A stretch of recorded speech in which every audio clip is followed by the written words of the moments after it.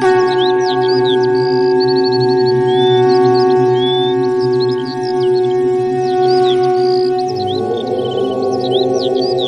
माँ लक्ष्मी। हिंदू धर्म में गज लक्ष्मी व्रत यानी महालक्ष्मी व्रत का विशेष महत्व है। यह व्रत भाद्रपद माह की शुक्ल पक्ष की अष्टमी से लेकर अश्विन माह की शुक्ल पक्ष की अष्टमी तक 16 दिनों तक किया जाता है। यह व्रत संपूर्ण संपत्तियों को देने वाला है। इस व्रत को करने से धन की देवी महालक्ष्मी जी की अपार कृपा बरसती है। सुहाग और संतान की लंबी उम्र होती है। सुख समृद्धि और धन की प्राप्ति होती है। हम कामना करते हैं कि आपको इस व्रत का संपूर्ण फल मिले। माँ लक्ष्मी जी की आप पर अपार कृपा हो, आपकी सभी मनोकामनाएं पूर्ण हो।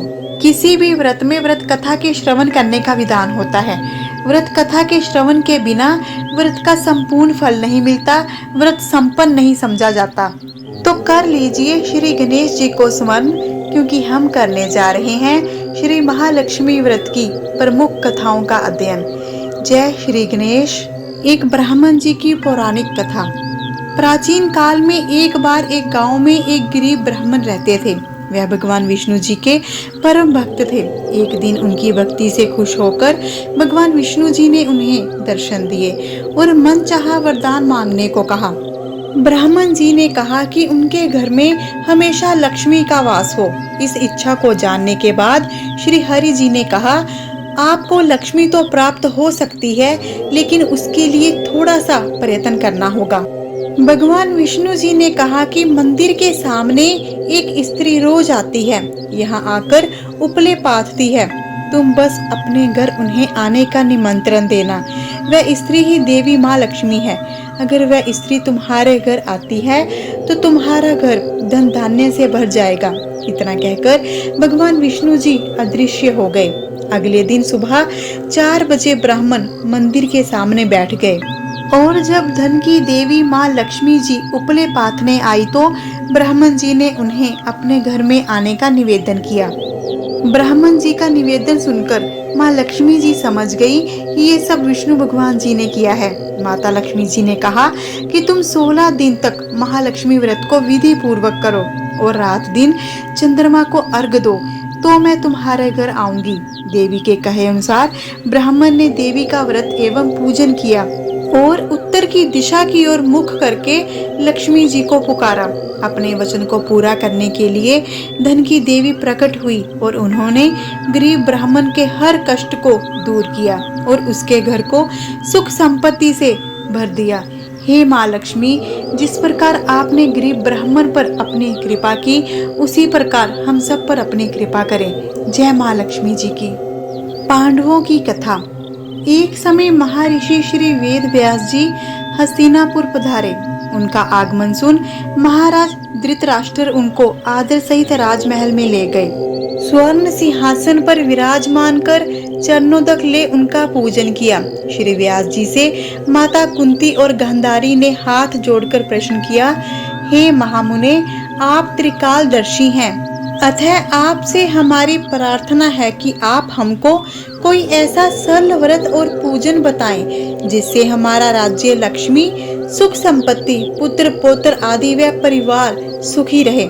इतना सुन श्री वेद व्यास जी कहने लगे, हम एक ऐसे व्रत का पूजन व वर्णन कहते हैं जिससे सदा लक्ष्मी जी का निवास होकर सुख समृद्धि की वृद्धि होती है। यह श्री महालक्ष्मी जी का व्रत है जिसे प्रति वर्ष अश्विन कृष्ण अष्टमी को विधिवत किया जाता है। ऐसा सुनकर माता कुंती और गांधारी जी ने कहा, हे महामुने, इस व्रत को हमें बतलाएं। इस व्रत की विधि हमें विस्तार पूर्वक बताने की कृपा करें। तब व्यास जी बोले, हे देवी, यह व्रत भाद्रपद शुक्ल अष्टमी से प्रारंभ किया जाता है। इस दिन स्नान करके 16 सूत के धागों का डोरा बनाएं, उसमें 16 गांठ लगाएं, हल्दी से पीला करें। प्रतिदिन 16 दूब व 16 गेहूं डोरे को चढ़ाएं। अश्विन कृष्ण अष्टमी के दिन उपवास रखकर मिट्टी के हाथी पर श्री महालक्ष्मी जी की प्रतिमा स्थापित कर विधि पूर्वक पूजन करें। इस प्रकार श्रद्धा भक्ति सहित माता लक्ष्मी जी का व्रत पूजन करने से आप लोगों की राज्य लक्ष्मी में सदा अभिवृद्धि होती रहेगी। इस प्रकार व्रत का विधान बताकर श्री वेद व्यास जी अपने आश्रम को प्रस्थान कर गए। इधर समय अनुसार भाद्रपद शुक्ल अष्टमी से गांधारी और माता कुंती अपने अपने महलों में नगर की स्त्रियों सहित व्रत का आरंभ करने लगी। इस प्रकार 15 दिन बीत गए। 16वें दिन अश्विन कृष्ण अष्टमी के दिन गांधारी ने नगर की सभी प्रतिष्ठित महिलाओं को पूजन के लिए अपने महल में बुलवा लिया। माता कुंती के यहाँ कोई भी महिला पूजन के लिए नहीं आई। साथ ही माता कुंती को भी गांधारी ने नहीं बुलाया। ऐसा करने से माता कुंती ने अपना बड़ा अपमान समझा। उन्होंने पूजन की कोई तैयारी नहीं की एवं उदास होकर बैठ गई। जब पांचों पांडव युधिष्ठिर, अर्जुन, भीम, नकुल और सहदेव महल में आए तो कुंती माता को उदास देखकर पूछा, हे माता, आप इस प्रकार उदास क्यों हैं? आपने पूजन की तैयारी क्यों नहीं की? तब माता कुंती ने कहा, हे पुत्र, आज महालक्ष्मी जी के व्रत का उत्सव गांधारी के महल में मनाया जा रहा है। उन्होंने नगर की समस्त महिलाओं को बुला लिया और उसके 100 पुत्रों ने मिट्टी का एक विशाल हाथी बनाया, जिस कारण सभी महिलाएं उस बड़े हाथी का पूजन करने के लिए गांधारी के यहाँ चली गई, लेकिन मेरे यहाँ नहीं आई। यह सुनकर अर्जुन ने कहा, हे माता, आप पूजन की तैयारी करें और नगर में बुलावा लगवा दें कि हमारे यहाँ स्वर्ग के ऐरावत हाथी की पूजन होगी। इधर माता कुंती ने नगर में ढिंढोरा पिटवा दिया और पूजा की विशाल तैयारी होने लगी। उधर अर्जुन ने बाण के द्वारा स्वर्ग से ऐरावत हाथी को बुला लिया। इधर सारे नगर में शोर मच गया कि कुंती के महल में स्वर्ग से इंद्र का ऐरावत हाथी पृथ्वी पर उतार कर पूजा जाएगा। समाचार को सुनकर नगर के सभी नर नारी, बालक एवं वृद्धों की भीड़ एकत्र होने लगी। उधर गांधारी के महल में हलचल मच गई। वहां एकत्रित हुई सभी महिलाएं अपनी अपनी थालियां लेकर कुंती माता के महल की ओर जाने लगी। देखते ही देखते माता कुंती का सारा महल भर गया। माता कुंती ने ऐरावत को खड़ा करने हेतु अनेक रंगों के चौक पुरवाकर नवीन रेशमी वस्त्र बिछवा दिए। नगरवासी स्वागत की तैयारी में फूल माला, अबीर, गुलाल, केसर हाथों में लिए पंक्तिबद्ध खड़े थे। जब स्वर्ग से ऐरावत हाथी पृथ्वी पर उतरने लगा तो उनके आभूषणों की ध्वनि गूंजने लगी। ऐरावत के दर्शन होते ही जय जयकार के नारे लगने लगे। सायंकाल के समय इंद्रदेव द्वारा भेजा हुआ हाथी ऐरावत माता कुंती के भवन के चौक में उतर आया।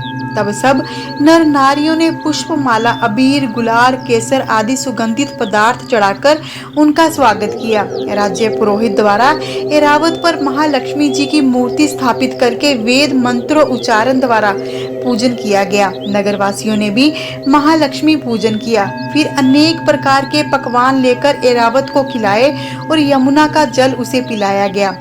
राज्य पुरोहित द्वारा स्तुति करके महिलाओं द्वारा महालक्ष्मी जी का पूजन कराया गया। 16 गांठों वाला डोरा लक्ष्मी माता को चढ़ाकर अपने अपने हाथों में बांध लिया। ब्राह्मणों को भोजन कराया गया। दक्षिणा के रूप में स्वर्ण आभूषण, वस्त्र आदि दिए गए।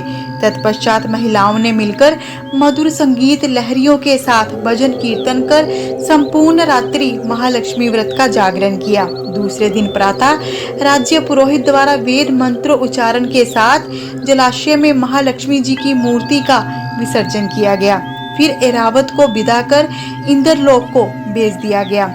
इस प्रकार जो स्त्रियां श्री महालक्ष्मी जी का व्रत विधि पूर्वक करती हैं, पूजन विधि पूर्वक करती हैं, उनके घर धन धान्य से पूर्ण रहते हैं। उनके घर में महालक्ष्मी जी सदा निवास करती हैं।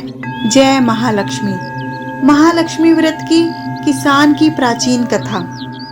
पौराणिक कथा के अनुसार एक बार भगवान विष्णु जी मृत्यु लोक यानी भूलोक में भ्रमण करने के लिए निकल पड़े। माता लक्ष्मी जी ने भी निवेदन किया कि वह भी उनके साथ आना चाहते हैं। भगवान विष्णु जी उनके स्वभाव से परिचित थे, इसलिए पहले ही उन्हें आगाह किया कि मैं आपको एक ही शर्त पर साथ लेकर चल सकता हूँ। माता लक्ष्मी मन ही मन बहुत खुश हुई कि चलो सशर्त ही सही, भगवान साथ लेकर जाने के लिए तो माने। माता लक्ष्मी जी ने जल्दी से बोल दिया, मुझे सारी शर्त मंजूर है। भगवान विष्णु जी ने कहा, जो मैं कहूँ, जैसा मैं कहूँ, आपको वैसा ही करना होगा। माता लक्ष्मी जी बोली, ठीक है, आप जैसा कहेंगे मैं वैसा ही करूँगी। दोनों भूलोक पर आकर विचरण करने लगे। एक जगह रुककर श्री हरि जी ने माता जी से कहा कि मैं दक्षिण दिशा की तरफ जा रहा हूँ, आपको यहीं पर मेरा इंतजार करना होगा। इतना कहकर भगवान विष्णु जी दक्षिण दिशा की ओर चले गए। अब माता को जिज्ञासा हुई कि दक्षिण दिशा में ऐसा क्या है जो भगवान मुझे वहां नहीं ले जाना चाहते। माता का स्वभाव तो वैसे भी चंचल ही माना जाता है। उनसे वहां पर अधिक देर तक नहीं रुका गया और वे भगवान विष्णु जी की तरफ ही बढ़ने लगी। आगे जाकर माता को सरसों का खेत दिखाई दिया। उसकी सुंदरता ने माता का मन मोह लिया। वे फूलों को तोड़कर अपना श्रृंगार करने लगी। इसके बाद वे कुछ ही दूर आगे बढ़ी थी कि गन्ने के खेत में उन्हें गन्ने दिखाई दिए। उन्हें गन्ना चूसने की इच्छा हुई तो गन्ने तोड़कर उन्हें चूसने लगी कि भगवान विष्णु जी वापस आ गए।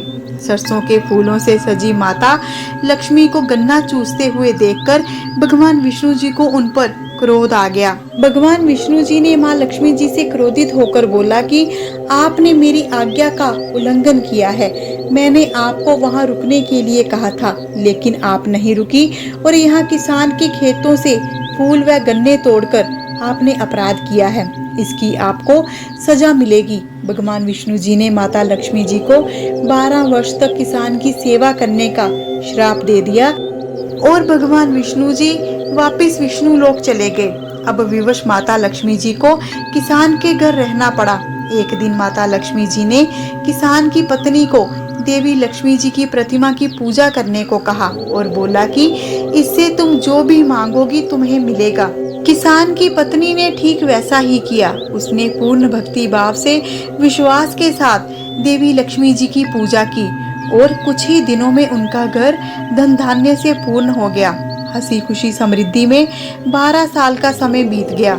जब भगवान विष्णु जी माता लक्ष्मी जी को लेने आए तो किसान ने माता को ना जाने देने का हठ किया।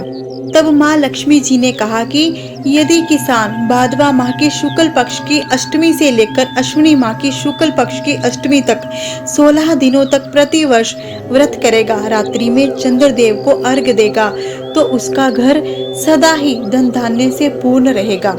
ऐसा कहकर माँ लक्ष्मी जी भगवान विष्णु जी के साथ वापस चली गई। किसान ने आजीवन महालक्ष्मी माँ का व्रत पूजन किया और सुख समृद्धि से परिपूर्ण धन धान्य से परिपूर्ण जीवन व्यतीत किया। जय माँ लक्ष्मी जी की। हे माँ लक्ष्मी, जो भी इन व्रत कथाओं का कथन कर रहा है, श्रवण कर रहा है, हुंगारा भर रहा है, उसके घर में अन्न धन के भंडारे भरे रहें, अखंड सुहाग हो, संतान की लंबी उम्र हो, आपकी कृपा उस पर सदा बनी रहे। जय माँ लक्ष्मी जी की। किसी भी व्रत कथा के साथ श्री गणेश जी की कथा सुनी जाती है, तो आइए अब हम श्री गणेश जी की कथा कहते हैं। एक गांव में एक सेठ रहता था। सेठ श्री गणेश जी का परम भक्त था। वो श्री गणेश जी की पूजा अर्चना सच्चे भाव से करता था। सुबह उठकर स्नान आदि करके वो श्री गणेश जी की पूजा अर्चना करता, मंत्रों का उच्चारण करता, श्री गणेश जी की स्तुति करता।